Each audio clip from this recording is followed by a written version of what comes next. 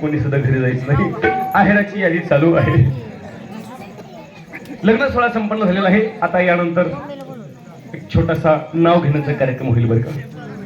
Ladies first म्हणून सुरुवातीला मुख्यमंत्र्याची लाडकी बहीण नाव घेईल, त्यानंतर मुख्यमंत्रीची लाडकी दाजी नाव घेतील.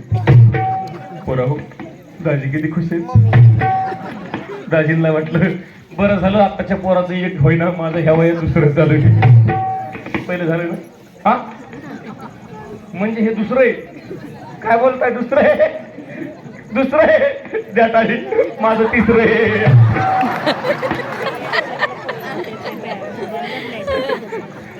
याला म्हणायचं असल्यास तसलं आणि कोण नाही फसलं. किती नाव आहे का. देवळीत देवळी, देवळीत होती खिसणी. देवळीत देवळी, देवळीत होती खिसणी. तुमचं नाव काय? आणि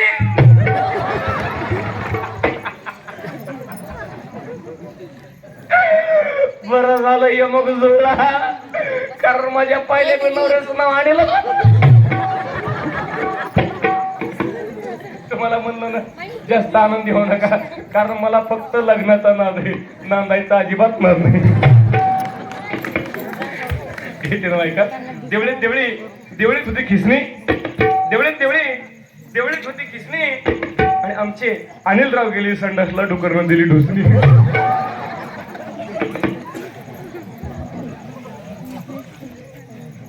सासू बसली ऐस पैस, माधुरी माझी गवळ्याची म्हैस.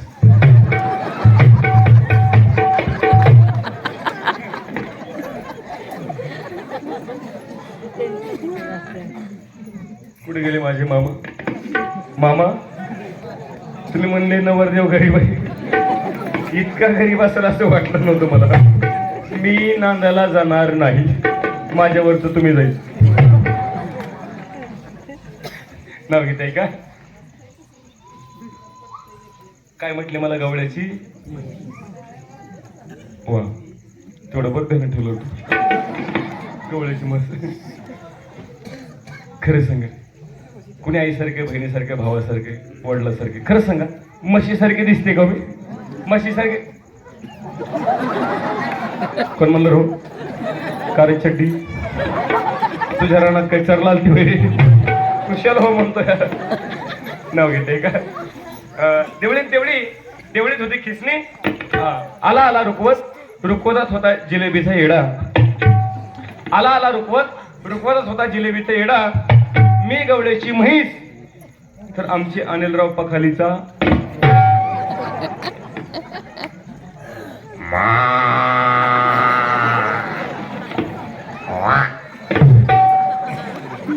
आता फेटून फाड झालं बरं का. आता देवाचं नाव घेतलं बरं का. आधी केली बारशी पैठण केलं गेल्या वर्षी. आधी केली बारशी पैठण केलं गेल्या वर्षी. पैठणात पलिनाथ महाराजांची कावड, मग लागली पंढरीची आवड. पंढरीत पहिला विठ्ठल रुक्मिणीचा जोडा, मग पाहिला पालखीचा वडा. पालखीच्या वड्यात नसतो ज्ञानोबरायचा घोडा. ज्ञानोबरायच्या घोड्याला घुंगराई झाली की मग पहिली मुक्ताबाईची पालखी. मुक्ताबाईच्या पालखीला मोत्याचा तुरा. मग पाहिला गोपाळपुरा. गोपाळपुरात पहिला जनाबाईचा खेळ. मग झाले आळंदीला जायची वेळ. आळंदीचा 16 खास. देवाली आसपास साधू संतांची केली सेवा. मग गेले महादेवा. महादेवात व्हायला बळी. मग झाली जगन्नाथला जायची पाळी. जगन्नाथ मध्ये घेतली माळ. मग झाली घरी जायची वेळ. घरी न्यायला घेतली भेळ. भेळ मध्ये होता लसूण बर का. केरभरी हो कॅडबरी. भेळ मध्ये होता लसूण.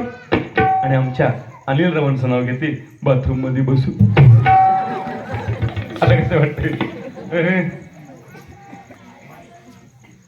अनिलराव माने यांच्यासाठी एकदा सर्वांनी जोरदार टाळ्या वाजवा. आता आपण स्थानापन्न व्हावे. हळदुली वाटोळी मांडीला पाटा आणि अवगुणाचा नवरा. हळदोली उठा चला हो लग्नाला माझ्या. चला हो लग्नाला माझ्या. चला हो लग्नाला माझ्या. चला हो लग्नाला माझ्या. आणि चला हो लग्नाला माझ्या. चला हो लग्नाला माझ्या. चला चला चला लग्नाला माझ्या. चला हो लग्नाला माझ्या. चला हो लग्नाला माझ्या. चला हो लग्नाला माझ्या. चला हो लग्नाला माझ्या. चला हो लग्नाला माझ्या. आले बाई नवरीच्या आते.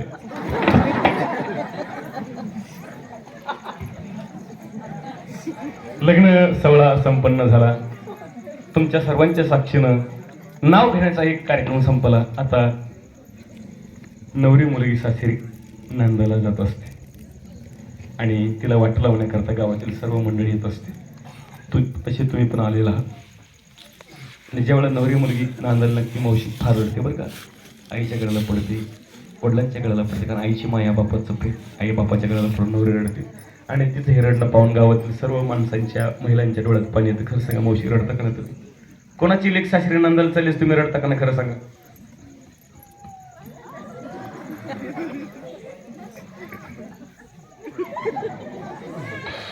आता मी नांदायला चालली आहे, फक्त मला सांगते तुम्ही इकडनं सुद्धा रडायचं नाही. तुम्हाला माझी शपथ इकडनं सुद्धा रडायचं नाही. का माहितीये का? कारण तुम्ही रडलं की मला हसू येते म्हणून रडायचं नाही. नवरी रडायची, पूर्वीच्या काळातील नवरी रडायची बरं का. आमच्या आजीबाईच्या काळातील नवरी रडायची, फार फार रडायची. कारण त्यावेळेची जी प्रेमाची जी माया होती, जे प्रेम होतं ते आता राहिलं नाही बरं का. नाही, आता अलीकडं नवरी रडणं बंद झालंय. जवळजवळ 99% नवरी मुलगी रडायचं बंद झाले. आता बँडवाला रडतो पण नवरीच्या डोळ्यात बनले. बँडवाला रडतो पण नवरी रडत नाही. का झालं असं? कारण अलीकडं लव्ह मॅरेज आलं बाबा. तुमच्या काळात तसा प्रकार नव्हता. आता अलीकडं प्रेम विवाह आलाय. आता अलीकडं कोर्टे मॅरेज आली. आता तिकून 2 साक्षीदार, इकून 2 साक्षीदार, झालं लग्न.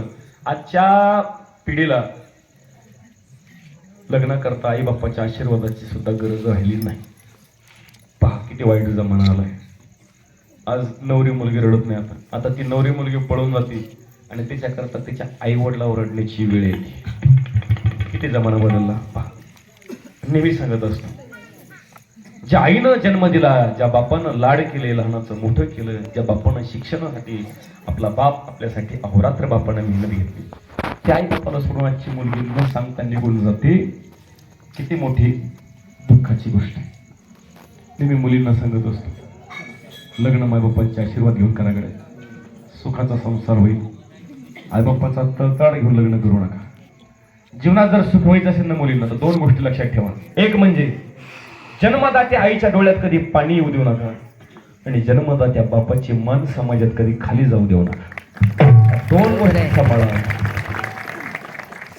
तर काय असते आई आणि काय असतो बाप? ऐका, या जगामध्ये आपल्याबरोबर सर्वात जास्त प्रेम कोण करत असेल तर ते आपल्या आईने आपला बाप आहे. आई बापाच्या नंतर एवढं आपल्यावर कोणीच प्रेम करू शकत नाही. महिला मंडळ नाही करू शकत. महिला मंडळ, आई बाप संपले ना, माहेर संपल, ही गोष्ट लक्षात ठेवा. कोणीच कोणाचं नसतं या जगामध्ये. जोपर्यंत आई बाप जिवंत आहेत तोपर्यंत त्यांचा हसरा चेहरा पाहून घ्या. काय असतो बाप, काय असते आई? का आई बाप आपल्या लेकीवर प्रेम करत असतात. विशेष म्हणजे आईपेक्षा बाप जास्त प्रेम करतो मुलीवर. आईचं प्रेम आपल्याला दिसतं का?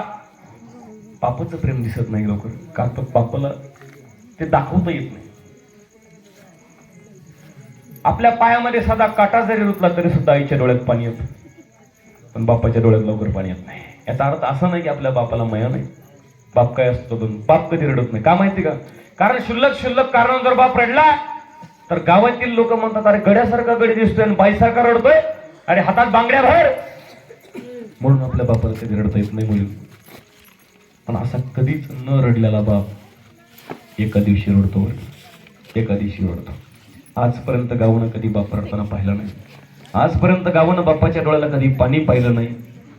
पण त्याची लेक काही सासरी नंदाला चालली, अरे पहाडासारखा धिप्पाडच्या धिप्पाड असणारा बाप सुद्धा रडू लागतो दादांनो. काय असतं बाप? ऐका, हे दिसाड दिस गेले थोडे सुखे थोडे ओले, मुक्या काळजाची आग